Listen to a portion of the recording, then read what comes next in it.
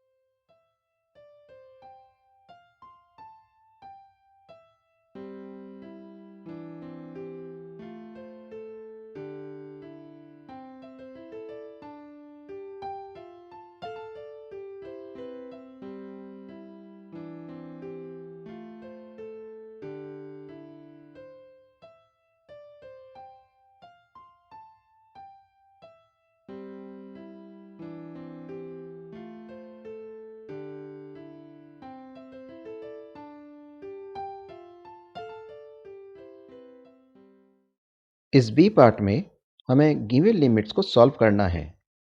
तो first part से start करते हैं। इस पार्ट में limit x tends to 0 sine 1 over x की लिमिट निकालनी है।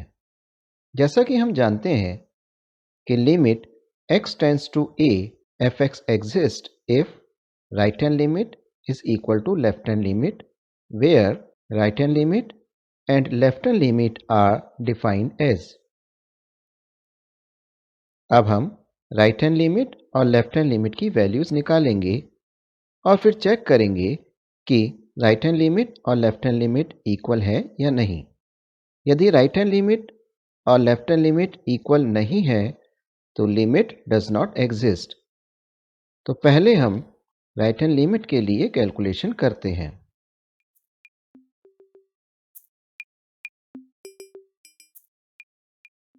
Since h is tending to 0, so 1 over h will tends to infinity।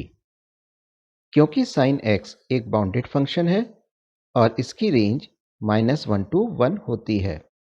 Therefore, when 1 over h tends to infinity, then value of sin 1 over h will fluctuate between -1 and 1। अब हम left hand limit की value निकालेंगे।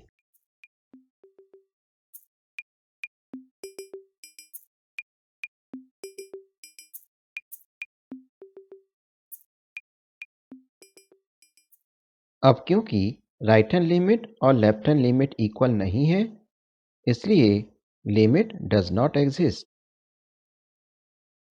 अब second part को solve करते हैं। जैसा कि हम जानते हैं कि limit of a product is equal to the product of the limits, that is. अब हम इस थ्योरम को यूज करके इस पार्ट को सॉल्व करेंगे। Now suppose then. अब जैसा कि हम देख सकते हैं कि x टेंड्स टू 0 के लिए दोनों ही फंक्शंस की राइट हैंड लिमिट और लेफ्ट हैंड लिमिट डिफरेंट है, यानी कि x टेंड्स टू 0 के लिए दोनों ही फंक्शंस की लिमिट एग्जिस्ट नहीं करती है। इसलिए गिवन फंक्शन की लिमिट एग्जिस्ट नहीं करती। इस क्वेश्चन में प्रूफ करना है कि function f x x is equal to a पर कंटिन्यूअस है। जैसा कि हम जानते हैं कि function f x x is equal to a पर कंटिन्यूअस होता है यदि यहाँ पर right hand limit, left hand limit और एफ ए इस प्रकार से डिफाइन है।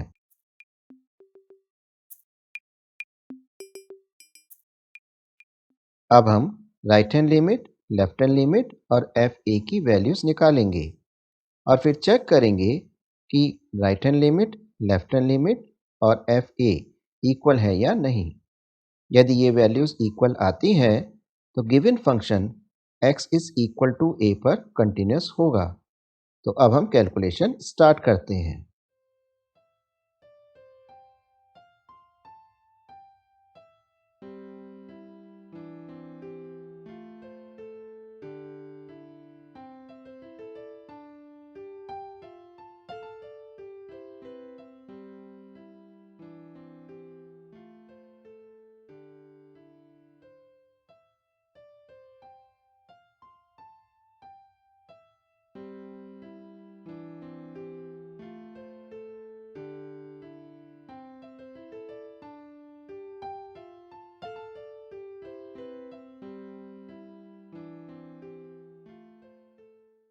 Now, right hand limit, left hand limit and fa all are equal.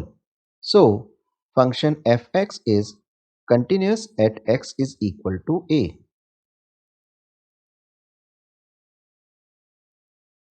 इस क्वेश्चन में हमें डिसकंटिन्यूटीज के टाइप्स को एक्सप्लेन करना है। डिफरेंट ऑथर्स ने डिसकंटिन्यूटीज को डिफरेंट तरीके से डिफाइन किया है, but the most common types of discontinuity are jump discontinuity, removable discontinuity, infinite discontinuity and mixed discontinuity। तो पहले हम जंप डिसकंटिन्यूटी को डिफाइन करते हैं। In jump discontinuity right hand limit and left hand limit for a function fx at x is equal to a exist but they are not equal to each other। Jump discontinuity can be represented as।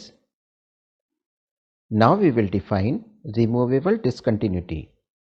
In removable discontinuity, right hand limit and left hand limit both exist and equal, but they are not equal to fa। In infinite discontinuity, right hand limit and left hand limit both tends to plus infinity or negative infinity। Now we will define mixed discontinuity। The function f is said to have a mixed discontinuity at x equal to a if either of left hand limit or right hand limit exist। Means mixed discontinuity में function की left hand limit या right hand limit में से कोई एक ही limit finite होगी या exist करेगी। इस क्वेश्चन में प्रूफ करना है कि फंक्शन f(x) कंटिन्यूअस है। अब जैसे हमने क्वेश्चन 2 में फंक्शन को कंटिन्यूअस प्रूफ किया था, उसी प्रकार से इस क्वेश्चन को सॉल्व करेंगे।